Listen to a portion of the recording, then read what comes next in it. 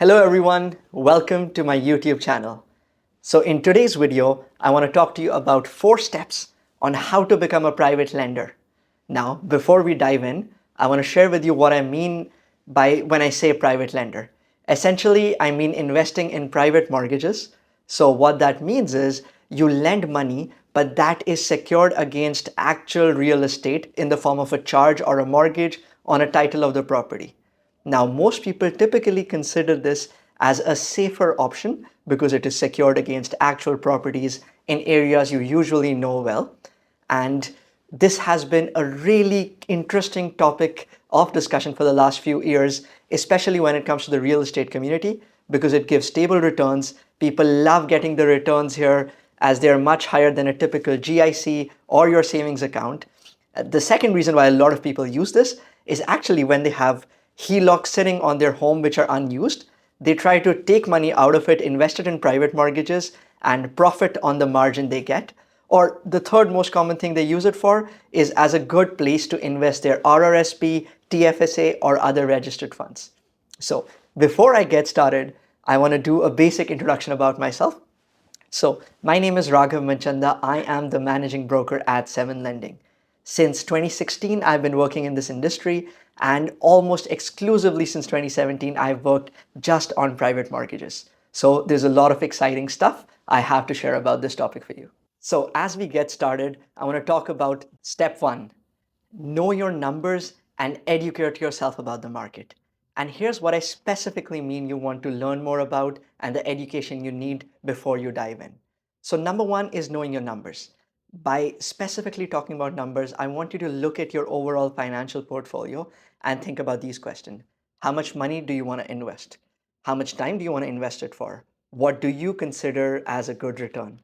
What is your risk appetite? How comfortable are you with lending it out for 1, 2, 3 years? So you specifically want to know into all of these things. The second part about educating yourself is really key. Now, of course, we want this to be a passive source of income, but there are key things you want to know about so you can make better decisions when investing in private mortgages. Number one, check with the local or provincial mortgage authority. For example, in BC, it is BCFSA. You want to know if there's any restrictions or any local laws which govern how you can invest in private mortgages. For the purpose of this mortgage, I will focus more on BC, but every province might have slightly different regulations.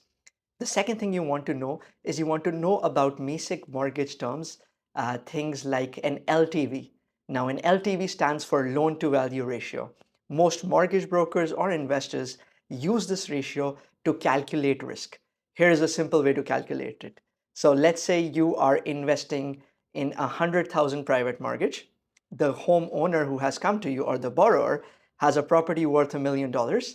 Their existing mortgage is $300,000 and you're giving them 100,000.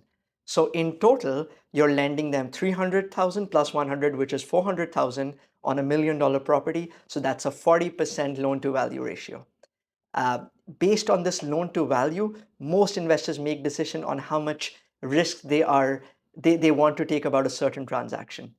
So really get to know this term. The second thing you want to know is things like mortgage term, amortization, which means how long the payments are spread out for, the length of being an open or a closed term, and some factors like that.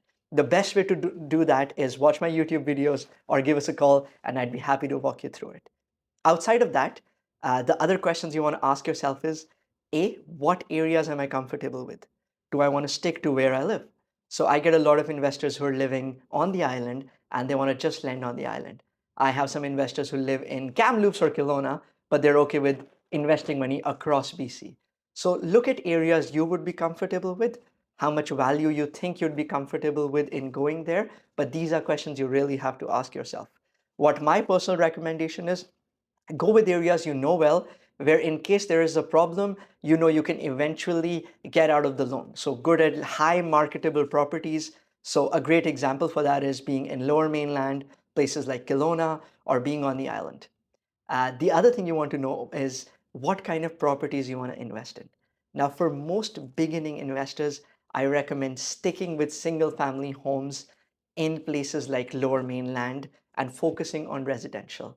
Of course, as your knowledge and your appetite changes, you can do investing in land, ALR mortgages, or commercial mortgages, but they do require some additional diligence as well as, but at the same time, they do have higher returns. So make sure you get on that. But the first step is to make sure you know these things.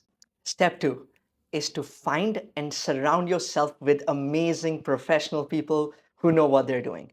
And specifically for this video, I want to talk about two categories of people. One is good lawyers, and second is having a good mortgage broker. Now, believe me, your success as a private lender will depend on the people you have on your corner who are watching out and advising you on the right deals. So make sure you have a really good lawyer who understands private lending, real estate law, and is local to the area. And make sure you have a good mortgage broker, and where their focus isn't to just earn a commission, but to actually do what's right for you and build long-term relationships. And the best part here is it doesn't cost you anything. So most mortgage brokers get compensated from this transaction by charging fees to the borrower. And because they're charging the fees to the borrower, they're usually not charging any fee to you. So it is free of cost. And even the legal cost for the paperwork for the particular mortgage is paid by the borrower. So the cost goes out. Make sure you have good people in your corner. If you are looking for some good recommendations for lawyers who understand this, I'm happy to share my list of recommended lawyers, or you can use your own. So, step number three. Now that you have actually started receiving deals from your trusted mortgage broker or you signed up with us, this is the most quintessential step. This is the part where you actually review and underwrite deals. So, once you get those deals, I recommend there's a few things you should absolutely look at. Now, I will do a detailed video on how to underwrite these deals, but to make it short, here is what I would look at. Number one thing is the property valuation. Is there an accredited appraiser who has done the appraiser inspection on the property? What is the value? What are the kind of comparables they've used to ascertain the market value? How old is it? How are the pictures of the property? Is it in good condition or not? And so on and so forth.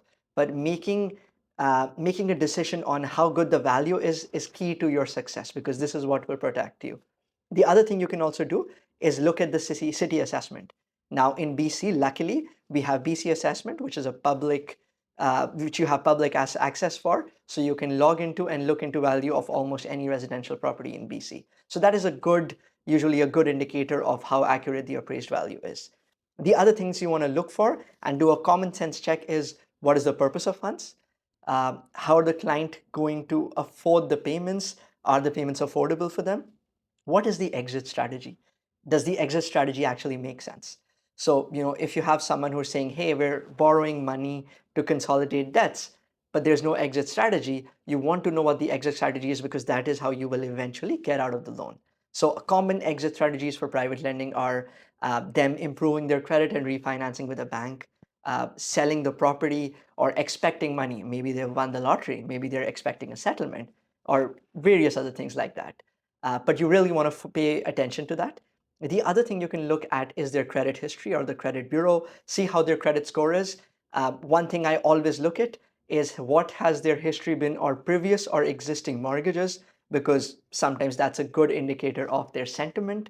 How long have they owned the property? Sometimes that's a good indication of how serious they are, how attached they are, and obviously the longer, that means they're gonna be more particular, diligent on it. So those are some good questions I like asking. Uh, but the biggest thing you want to make sure is, does the purpose really match up to what they need at this stage? Is it benefiting them? And does it lead to the exit strategy? So make sure you do that. Your mortgage broker should also do that in a package. I send to my investors, I usually put all of these questions in a summary, and that is how I send it to them. So step four, and the final step, is to find an excellent lawyer and let them take care of the rest. But you want to make sure, especially on your first file, you understand the legal process. So a common thing a lawyer would do for you is the following. They will verify the existing mortgage balances. They will make sure there's no other liens or charges against the title, which hurt your position in security. They should almost always get title insurance. Verify home insurance, make sure they add you to the home insurance policy. So in case of any fire, earthquake, if the coverage allows, you are covered against damages, and other things like making sure there's no balance owing to their existing mortgage, to the city, any arrears, so on and so forth. Typically, your lawyer will do all these steps. And if there is something, they will bring it to your attention, get your permission on how to proceed, and eventually register the charge, take funds from you, and then release it to the borrower. So here is the 4 easy steps. Now, if you are interested to know more about investing in private mortgages, knowing more about the process, questions, feel free to give us a call. We love helping investors like you understand and make better decisions with it. And also, make sure you follow our channel regardless of where you are in your investing journey, real estate journey, because I do plan to do a lot of videos covering various topics, which I'm sure you will find helpful. So thank you for watching.